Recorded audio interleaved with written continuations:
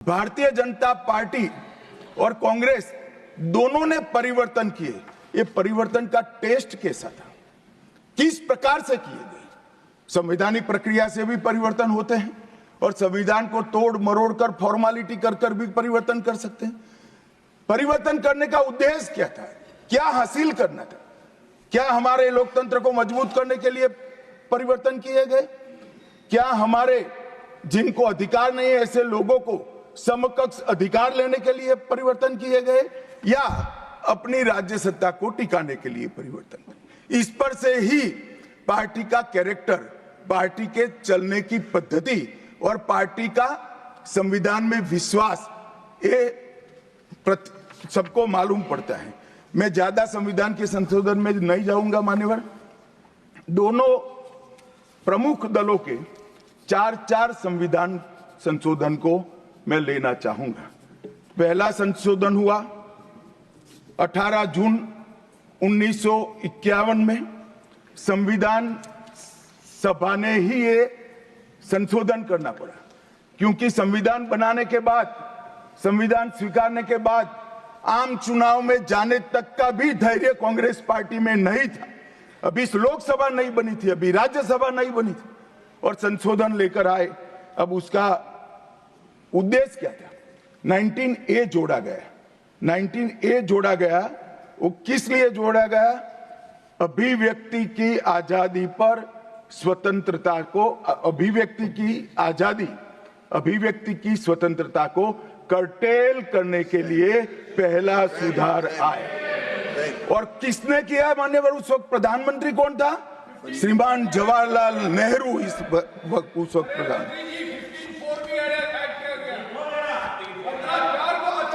आप बता चुके। अब मान्यवर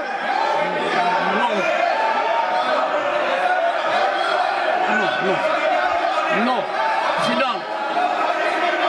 Jairam ji, he not yielding. He not yielding. We heard leader of the opposition. मान्यवर, Unless there is yielding, let us hear. मान्यवर, मेरा लंबा अनुभव है। आजकल करते हुए मुझे 30 साल हो गए विधानसभा और लोकसभा राज्यसभा में बैठे हुए। संसद में भाषण करने का मेरा अनुभव है मान्यवर। वो विरोध तभी कर सकते हैं जब मेरी बात सच न हो। अगर मेरी बात सच नहीं हो तो बताए वो संविधान संशोधन नंबर 1, अब सुनिए, संविधान संशोधन नंबर 1 वो अभिव्यक्ति की आजादी को कर्टेल करने के लिए ही लाया गया था और जवाहरलाल नेहरू के लिए लाया गया। मान्यवर, 24वां संविधान संशोधन, 24वां संविधान संशोधन जवाहरलाल नेहरू जी की सुपुत्री इंदिरा जी उस वक्त प्रधानमंत्री थी। पार्टी तो वही सत्ता में थी, कांग्रेस पार्टी। 5 नवंबर 1971 को संविधान में संशोधन किया गया, 24वां संशोधन। और संविधान संशोधन के माध्यम से संसद को मौलिक अधिकार, नागरिकों के मौलिक अधिकार कम करने का अधिकार दे दिया। तो एक प्रधानमंत्री कांग्रेस पार्टी के अभिव्यक्ति की स्वतंत्रता कर्टेल करते हैं, दूसरे प्रधानमंत्री उसी परिवार से आते हैं, वो नागरिकों के मौलिक अधिकार को कर्टेल करने का अधिकार लेते हैं। और 39वां संविधान संशोधन अब तो इंतहाई कर दी मान्यवर, सब सीमाओं को पार कर दिया। मान्यवर, आप तो अधिवक्ता रहे हैं। 10 अगस्त 1975 का वो दिन हमारे संविधान के इतिहास में बहुत, जब भी जिक्र होगा काले अक्षरों से ही इसका जिक्र करना पड़ेगा। उस वक्त 39वां संविधान संशोधन आया मान्यवर। 39वां संविधान संशोधन क्या था? इंदिरा गांधी जी के चुनाव को इलाहाबाद हाईकोर्ट ने अमान्य घोषित कर दिया।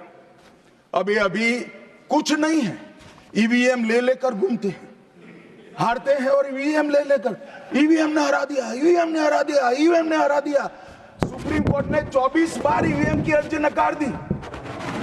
चुनाव आयोग ने 3 दिन ईवीएम 10 से 5 बजे तक रखा कि भाई कोई हैक कर बताए, कोई नहीं गया, सुप्रीम कोर्ट में कोई नहीं गया, और हारते हैं तो ईवीएम का दोष निकालते। मान्यवर, एक ही समय, एक ही दिन दो परिणाम घोषित। एक महाराष्ट्र में सुपड़ा साफ हो गया, जो जनादेश के साथ द्रोह किया था, इसका दंड महाराष्ट्र की जनता ने दिया, और दूरबीन लेकर दिखाई नहीं पड़ते, और उसी दिन वो झारखंड में जीते।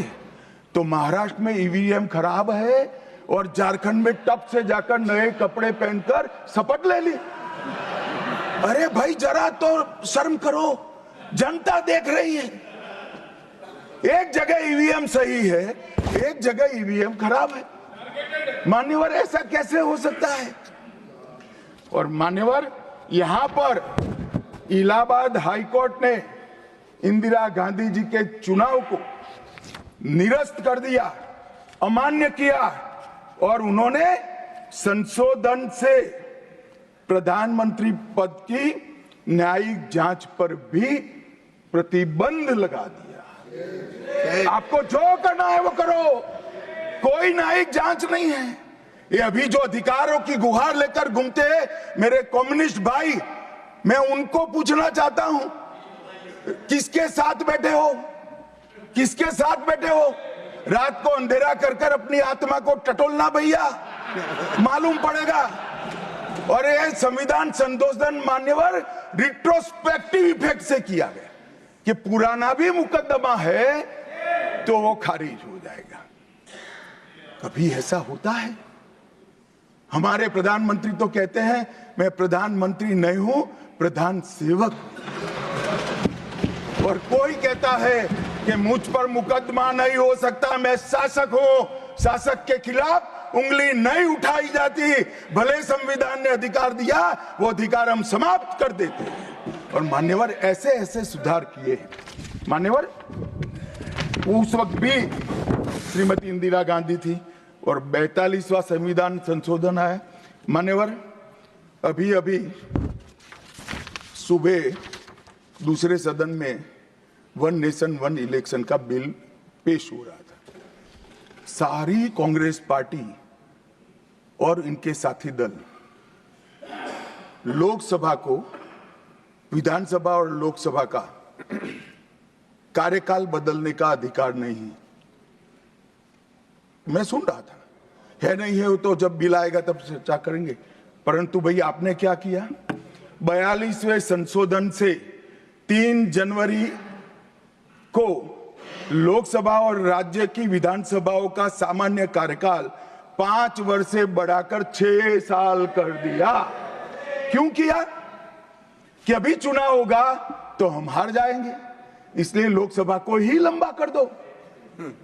इतनी निर्लज्जता के साथ विश्व में कोई संविधान संशोधन नहीं हुआ होगा। मान्यवर,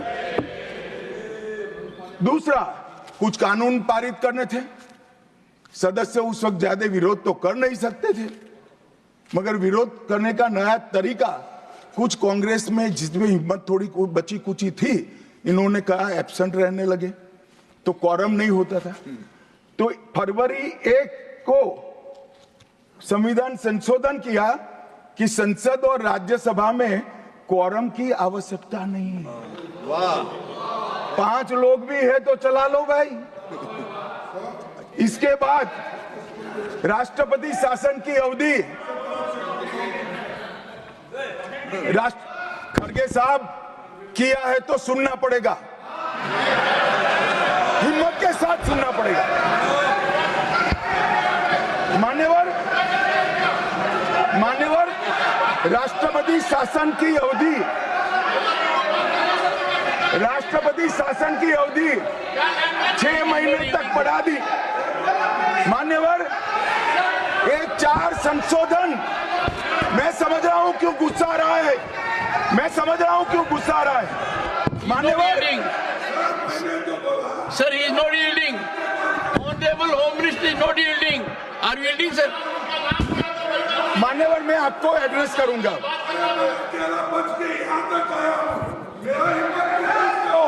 तुम तो कायर हो, मान्यवर तुम लड़ाकू हो।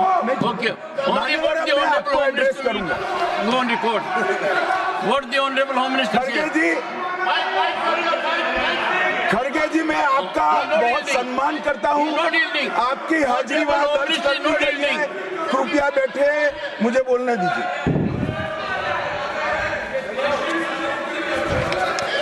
मान्यवर, ये चारों संशोधन मैं मेरी पार्टी के दफ्तर से नहीं ला सकता।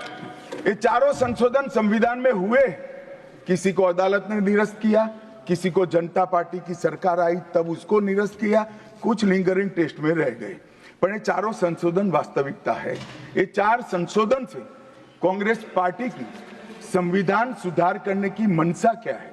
एक में हम पर केस न हो, दूसरे में हम चुनाव हारने वाले तो समय बढ़ा देना, तीसरे में मेरे पर जांच नहीं हो सकती, और चौथे में नागरिकों के संविधान प्रदत्त अधिकारों को समाप्त करें।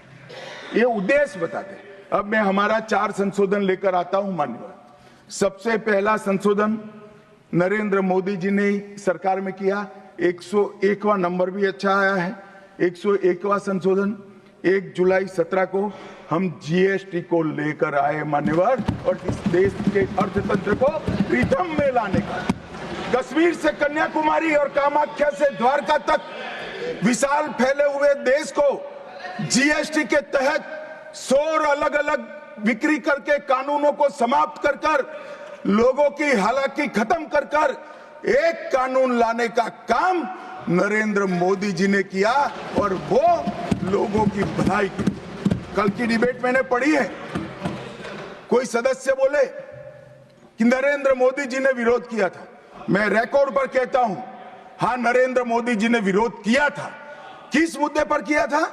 आप जीएसटी तो लाना चाहते थे, मगर राज्यों को कंपनसेशन की गारंटी देना नहीं चाहते थे। हम जीएसटी भी लाए और राज्य को विकास दर के हिसाब से कंपनसेशन की गारंटी भी दी। इतना ही नहीं, गारंटी का 10 साल तक पालन करने का काम भी भारतीय जनता पार्टी की नरेंद्र मोदी सरकार ने किया। हम संशोधन लाए देश के अर्थतंत्र को सुचारू बनाने के लिए। दूसरा संशोधन लाए, 102वां संशोधन, national commission of backward class को संवैधानिक दर्जा देने का काम। अब कुछ लोगों को पेट में दुख रहा है कि नरेंद्र मोदी जी ने ये क्यों किया। मैं साहब आगे बहुत सारी बातें बताऊंगा।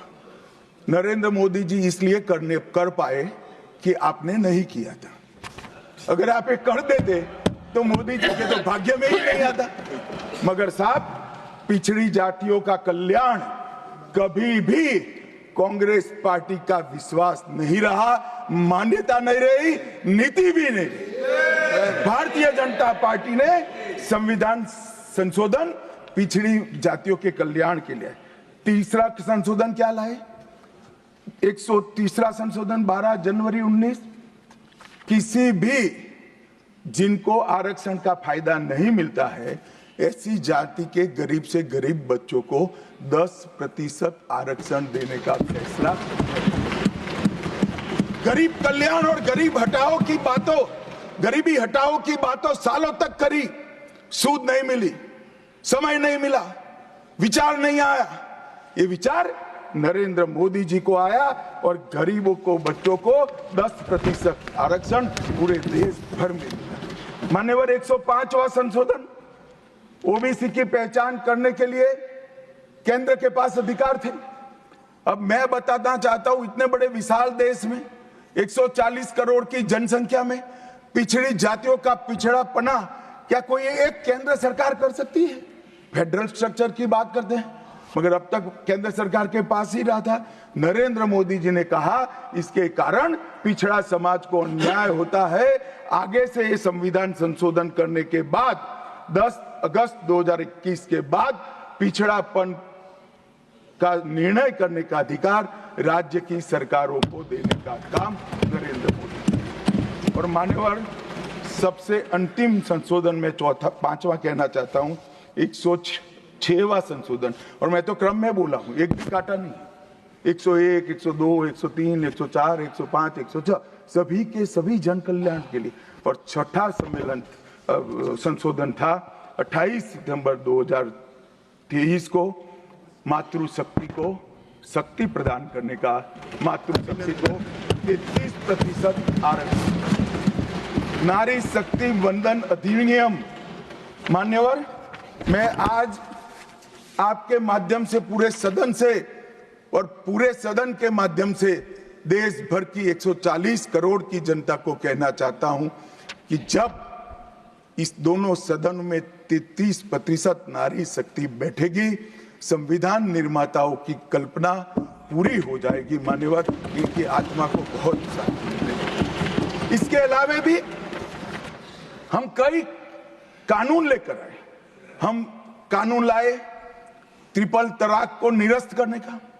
अब ये कहते हैं आपकी वोट बैंक की राजनीति है। मान्यवर, सुप्रीम कोर्ट का कोई वोट बैंक होता है क्या? सुप्रीम कोर्ट तो चुनाव नहीं लड़ती है, जजों को चुनाव नहीं लड़ना है। ट्रिपल तलाक समाप्त करना चाहिए और साहबानों को मुआवजा देना चाहिए। दोनों जजमेंट सुप्रीम कोर्ट ने अलग अलग समय पर दिए थे, परंतु वोट बैंक की राजनीति हम नहीं कर रहे हैं। वोट बैंक की राजनीति कर कर मुस्लिम बहनों के साथ इतने साल अन्याय करने का काम एक कांग्रेस पार्टी ने किया। हमने तो ट्रिपल तलाक समाप्त कर कर मुस्लिम माताओं को, बहनों को अधिकार दिया। आपका कि भी अधिकार आपके पति जैसे हैं।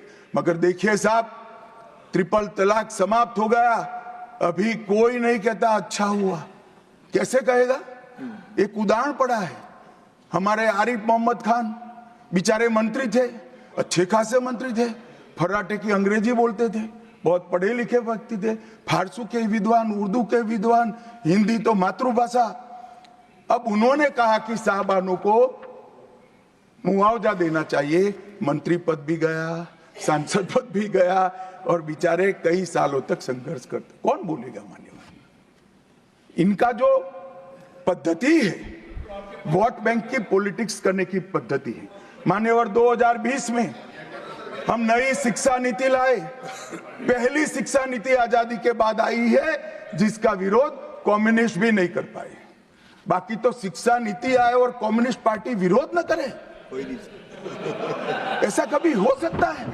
मुझे भी बड़ा आश्चर्य होगा कि प्रकृति बदल गई है या उनका सोच बदल गया है। खैर, जो भी हुआ, फिर मुझे किसी ने बताया कि आपने इतनी अच्छी शिक्षा नीति लाए हैं कि इसका विरोध करोगे तो लोग उनका विरोध करेंगे, इसलिए विरोध नहीं किया है। मान्यवर, जम्मू कश्मीर में आरक्षण देने का संशोधन विधेयक लाए और 3 नए आपराधिक कानून भी हम लेकर आए। हमारी क्रिमिनल जस्टिस सिस्टम के ये 3 कानून 160 साल बाद पहले अंग्रेजों ने बनाए थे, अंग्रेजों की पार्लियामेंट में बने थे। नरेंद्र मोदी जी ने, माननीय नरेंद्र मोदी जी ने बीएनएस, बीएनएसएस और बीएसए के माध्यम से हमारी संपूर्ण न्यायिक आपराधिक न्याय प्रणालिका को भारतीयकरण करने का काम नरेंद्र मोदी जी। और वो कानून जो अंग्रेजों को राज टिकाने के लिए बने थे, वो कानून को समाप्त कर कर हमारे संविधान ने हमारे नागरिकों को जो अधिकार दिए हैं, समय पर न्याय मिलना चाहिए, इसका करने का काम नरेंद्र मोदी जी ने